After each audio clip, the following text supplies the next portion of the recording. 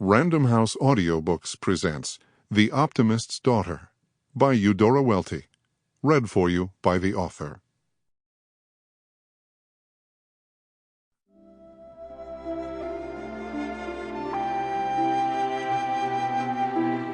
The Optimist's Daughter.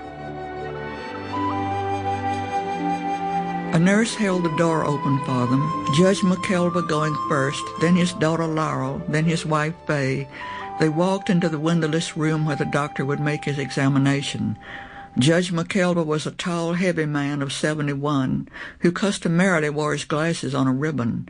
Holding them in his hand now, he sat on the raised throne-like chair above the doctor's stool, flanked by Laurel on one side and Fay on the other. Laurel McKelva Hand was a slender, quiet-faced woman in her middle 40s, her hair still dark. She wore clothes of an interesting cut and texture, although her suit was wintry for New Orleans and had a wrinkle down the skirt. Her dark blue eyes looked sleepless. Fay, small and pale in her dress with the gold buttons, was tapping her sandaled foot. It was a Monday morning of early March. New Orleans was out of town for all of them. Dr. Cortland, on the dot, crossed the room in long steps and shook hands with Judge McKelva and Laurel. He had to be introduced to Fay, who had been married to Judge McKelva for only a year and a half. Then the doctor was on the stool with his heels hung over the rung. He lifted his face in appreciative attention, as though it were he who had waited in New Orleans for Judge McKelva in order to give the judge a present, or for the judge to bring him one. "Nate," Laurel's father was saying, "the trouble may be I'm not as young as I used to be, but I'm ready to believe it's something wrong with my eyes." As though he had all the time in the world, Dr. Cortland, the well-known eye specialist, folded his big country hands with the fingers that had always looked to Laurel as if their mere touch on the crystal of a watch would convey to their skin exactly what time it was. "I date this little disturbance from George Washington's birthday," Judge McKelva said. Dr. Cortland nodded as though that were a good day for it. "Tell me about the little disturbance," he said. "I'd come in, I'd done a little rose pruning, I retired, you know, and I stood at the end of my front porch there with an eye on the street. Fay had slipped out somewhere," said Judge McKelva, and bent on her his benign smile that looked so much like a scowl. "I was only uptown in the beauty parlor letting Murtis roll up my hair," said Fay. "And I saw the fig tree," said Judge McKelva, "the fig tree, giving off flashes from those old bird frighteners Becky saw fit to tie on it years back." Both men smiled. They were of two generations, but the same place. Becky was Laurel's mother. Those little homemade reflectors, rounds of tin, did not halfway keep the birds from the figs in July. "Nate, you remember as well as I do that tree stands between my backyard and where your mother used to keep her cowshed. But it flashed at me when I was peering off in the direction of the courthouse," Judge McKelva went on. "So I was forced to the conclusion I'd started seeing behind me." Fay laughed, a single high note as derisive as a jay's. "Yes, that's disturbing." Dr. Cortland rolled forward on his stool. "Let's just have a good look." "I looked. I couldn't see anything had got in it," said Fay. "One of those briars might have given you a scratch, hon, but it didn't leave a thorn." Of course my memory had slipped. Becky would say it served me right. "Before blooming is the wrong time to prune a climber." Judge McKelva went on in the same confidential way. The doctor's face was very near to his. "But Becky's climber, I found, will hardly take a setback." "Hardly," the doctor murmured. "I believe my sister still grows one now from a cutting of Miss Becky's climber." His face, however, went very still as he leaned over to put out the lights. "It's dark," Fay gave a little cry. "Why did he have to go back there anyway and get mixed up in those brambles? Because I was out of the house a minute?" "Because George Washington's birthday is a time-honored day to prune roses back home," said the doctor's amicable voice. "You should have asked Adele to step over and prune 'em for you."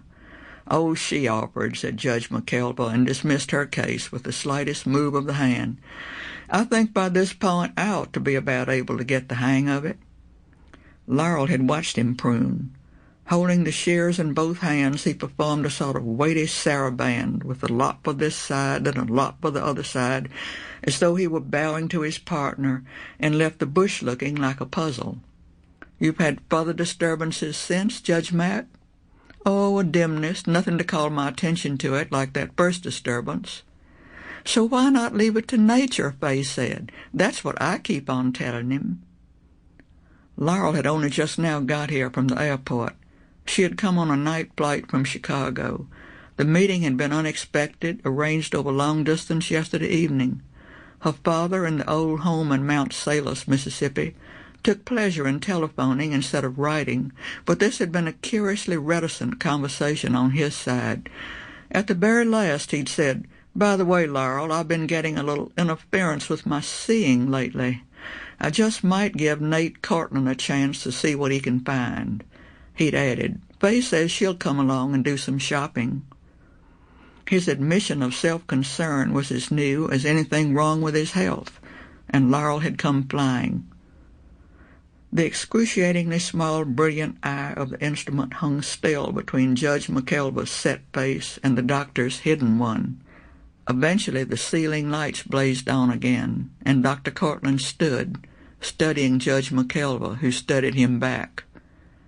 "I thought I was bringing you a little something to keep you busy," Judge McKelva said in the cooperating voice in which, before he retired from the bench, he used to hand down a sentence. "Your right retina slipped, Judge Mack," Dr. Cortland said. "All right, you can fix that," said Laurel's father. "It needs to be repaired without any more waste of precious time." "All right, when can you operate?" "Just for a scratch? Why didn't those old roses go on and die?" Fay cried. But this eye didn't get a scratch.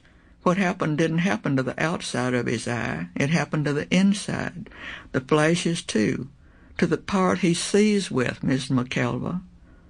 Dr. Cortland, turning from the judge and Laurel, beckoned Fay to his chart hanging on the wall. Giving out perfume, she walked across to it. "Here's the outside and here's the inside of our eye," he said. He pointed out on the diagram what would have to be done. Judge McKelva inclined his weight so as to speak to Laurel in her chair below him. "That eye wasn't fooling, was it?" he said. "I don't see why this had to happen to me," said Fay. Dr. Cortland led the judge to the door and into the hallway. "Will you make yourself comfortable in my office, sir, and let my nurse bother you with a few more questions?" When he returned to the examining room, he sat in the patient's chair. "Laurel," he said, "I don't want to do this operation myself." He went on quickly, "I've kept being so sorry about your mother." He turned and gave what might have been his first direct look at Fay. "My family's known his family for such a long time," he told her. A sentence never said except to warn of the unsayable. "What is the location of the tear?" Laurel asked. "Close to Central," he told her. She kept her eyes on his, and he added, "No tumor." "Before I even let you try, I think I ought to know how good he'll see," said Fay. "Now that depends first on where the tear comes," said Dr. Cortland, "and after that on how good a mender the surgeon is, and then on how well Judge Mack will agree to take our orders, and then on the Lord's will. This girl remembers," he nodded toward Laurel. "An operation's not a thing you just jump into, I know that much," Fay said. "You don't want him to wait and lose all the vision in that eye. He's got a cataract forming on his other eye," said Dr. Cortland.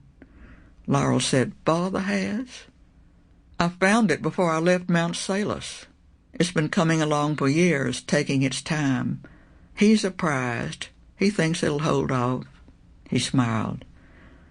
"It's like Mother's. This was the way she started."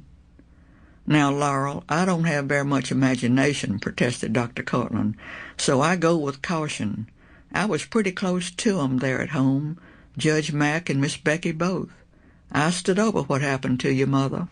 I was there, too. You know nobody could blame you or imagine how you could have prevented anything. If we'd known then what we know now. The eye was just a part of it," he said, "with your mother." Laurel looked for a moment into the experienced face, so entirely guileless, The Mississippi country that lay behind him was all in it. He stood up. Of course, if you asked me to... Sample complete. Ready to continue?